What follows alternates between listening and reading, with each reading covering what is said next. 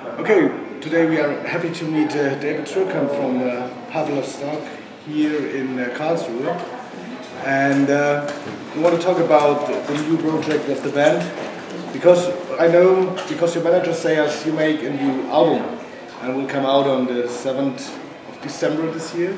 It's true. We actually brought copies of it with us, only because it didn't seem fair for fans to come out and see the show. We're playing 4 songs off the new album. Oh, really good. And I myself as a fan would be frustrated if I had to wait a month to hear the songs after I heard them once. It didn't seem fair. So we brought some and we've been selling them at the show, and they seem to be disappearing pretty quickly. So very happy to hear a few of the new songs this evening. I think it's more fun, I know you're supposed to put the album out and then promote it, but it's never worked out that way for me, even from the beginning, Mm-hmm. Okay. Before we had a record deal, in 1974, we were playing the songs that would be good. To me, it's kind of a natural thing. So the songs of the album has become organically. Yeah, in the process. Sure. So it's not they only arranged in the studio to make a new album. No, you might play it before, you might play it after. Yeah. And the recording of the album is, it's basically a snapshot, right? Yeah, sure. What do you think is the new album in a few of the old ones? Do you think a lot of things change, or do you think you are follow the old style of Pavlov stock? Well, to me, it's just been a search. I don't really differentiate. It's my life. It's my journey. Sure. I'm looking for, when I'm writing. I was a songwriter first, which made me pursue other things. Like the original band had 7 people in the band and nobody could sing, so I became a singer. So what was a good one? Well, basically, if somebody was going to sing the songs, then it was basically it. I was trying to come up with something where you could tell it was me, whether it was my voice or my songs or my guitar, whatever it was. I was trying to make it so they wouldn't say, "Oh, he's copying this guy or he's copying that guy." Mm-hmm. Yeah. That just wouldn't have worked for me. So I've been trying to come up with something on each piece of music that I've always written from episode when I was a teenager. Off the first record, I was 18 or something when I wrote that song. I'm looking for something timeless when I'm writing, and you and I, we don't know what timeless is, but those songs they're still true 40 years later. Yeah. And, this new record, I doubt if I'll be here 40 years from now, but I like to think that they're going to hold up. So people can be happy that they get music influenced by 40 years of being a musician. Yes, and a poet. It's all tangled. Yeah, that's the same for me. I remember when I buy my first Pavlov Dog album, I was around 15. It was in the early 80s, and no one knows you here in Germany. I said, well, you was not so well known, but later a lot of people say it's a little bit like Rush because of the singing.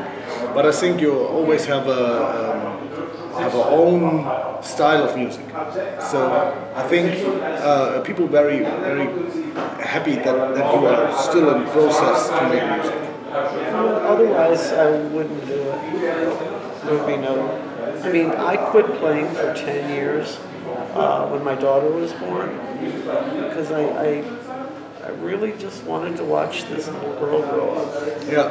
And I didn't stop writing. The only difference was the only people who would hear my songs would be my friends. I would never go to a club with an acoustic guitar or a piano and play it for drunk people for 4 hours or something. I've never done that.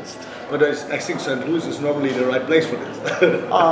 In St. Louis, they play blues mostly, and it was always very good blues, from my understanding, for 200 years. But then in the 70s, Stevie Ray Vaughan and that kind of thing happened, and then all of these guys all wanted to copy Stevie Ray Vaughan. Yeah, I know. And as the old bluesmen died off, people like Albert King and Henry Towns and Tommy Bankhead, who had been recording in the 1920s and 30s and 40s, they were dying off. And these guys could have paid attention to the masters. And by now, I'm afraid it's watered down past the point you can bring the purity of the blues music back to what it was. When I would sneak in to Club Imperial at 16 to see Ike and Tina Turner. Because that was perfect music. I always think on the sentence, I cannot play the blues in an air-conditioned room. Right. I think that is the feeling of the blues. Well, and Ike and Tina Turner were, for a 16-year-old boy, I mean, Tina Turner, wow. Amazing. And I wasn't supposed to be there because I was underage and there was alcohol and everything.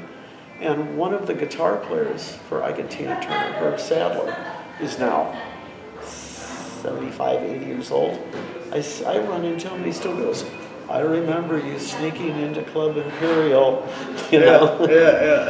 I'm old enough now, but all of that's gone. It's history. How many shows you play on this tour? I believe 9. 9? 7, 8, 9, I don't know. I mean, half the time I don't know where I am. I've never paid too much attention. Yeah, that's okay. But I think when someone make music with passion, and I think you make music with passion, then it is not a job. No, it never has been. I've been lucky. And I've managed to make a good life, so I could, raise my children. And well, there's a new film out. The actor Steve Carell. His new movie, it's called A Beautiful Boy. And they use one of my songs of Once and Future Kings in the film. Really cool. So I hope he gets an Oscar. So I think the new album, how many songs on the new album?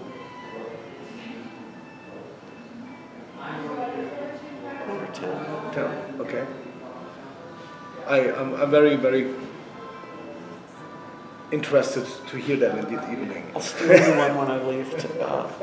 When we finish here, I'll get one from upstairs. I think my wife's got one in her guitar case. That's cool. Then we can write a review for the new album before it comes out here in Germany. Sure. Okay, that's it. Thank you, and pleasure. have a good show this evening. I expect to.